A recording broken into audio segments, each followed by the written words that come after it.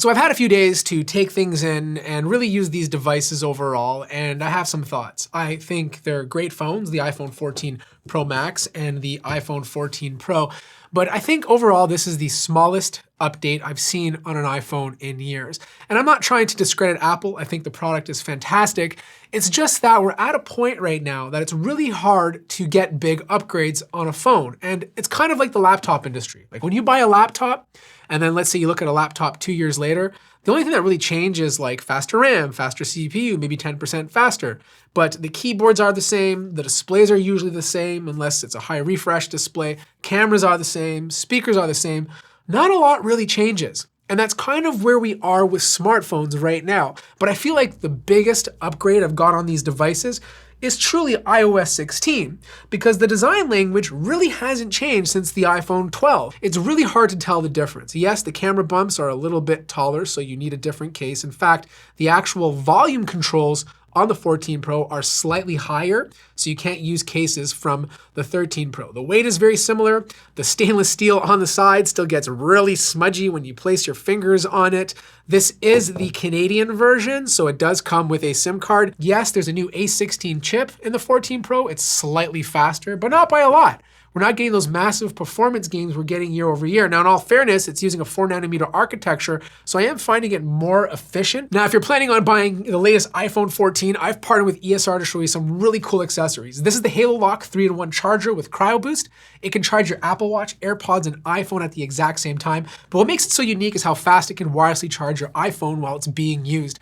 I was able to charge the iPhone 14 in about 3 hours while watching videos compared to over 7 hours with Apple's MagSafe dual charger, which is insane. ESR installed a Cryo Boost cooling fan that reduces the temperature of the iPhone while it's charging so it can charge faster when it's in use. There's even a handy button to turn it on or off if you find the blue light to be distracting while you're sleeping. A more portable option is the HaloLock Mini Kickstand wireless power bank. It has an adjustable kickstand on the back so you can hold your iPhone upright, a USB Type-C port to charge it, and a big 5,000 or 10,000 milliamp hour battery. But if you're looking for protection, check out the Krystec clear case with HaloLock or the classic kickstand case with HaloLock.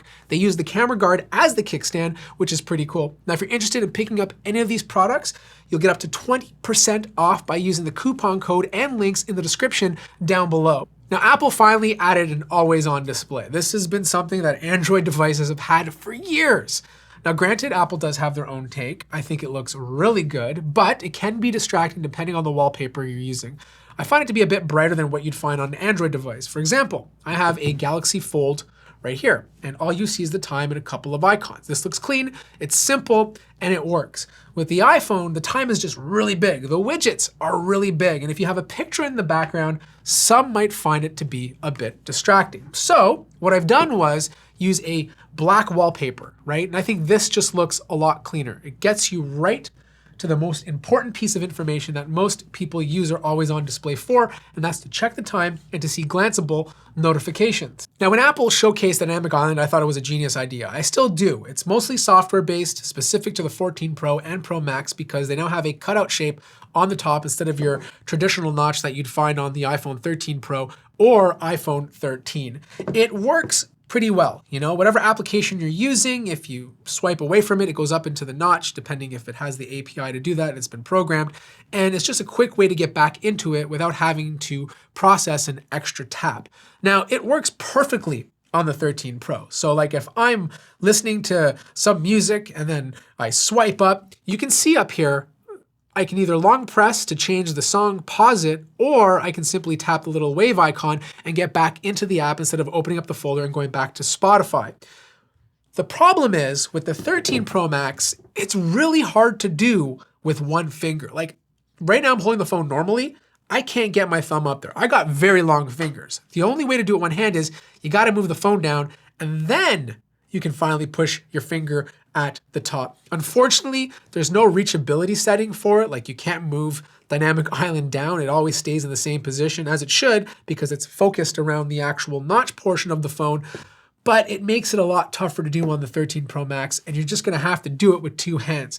Now, for those of you who are power users and you're walking and using one hand, you're probably going to want to stick to the 13 Pro if you really want to utilize Dynamic Island. Now, the actual displays are quite similar in terms of color reproduction. I'm not seeing a big difference there. The big difference comes to outdoor visibility. The new iPhone 14 Pro has the potential of going up to 2,000 nits of peak brightness. You're not going to notice it indoors. You might notice it a bit more if you're watching HDR content, but when you're outside, this 14 Pro makes a big difference in the direct sunlight. As for the front-facing camera, it's now up to 12 megapixels. It looks a lot crispier. It has autofocus for the first time in an iPhone, and it does look better than the 13 Pro. But again, the differences are not massive. What you get is a sharper image, not like a better color reproduction or some sort of new camera miracle. You just get a sharper, cleaner image, and that's what you should expect on a year-over-year update. So this is the front-facing camera of the iPhone 14 Pro and iPhone 13 Pro.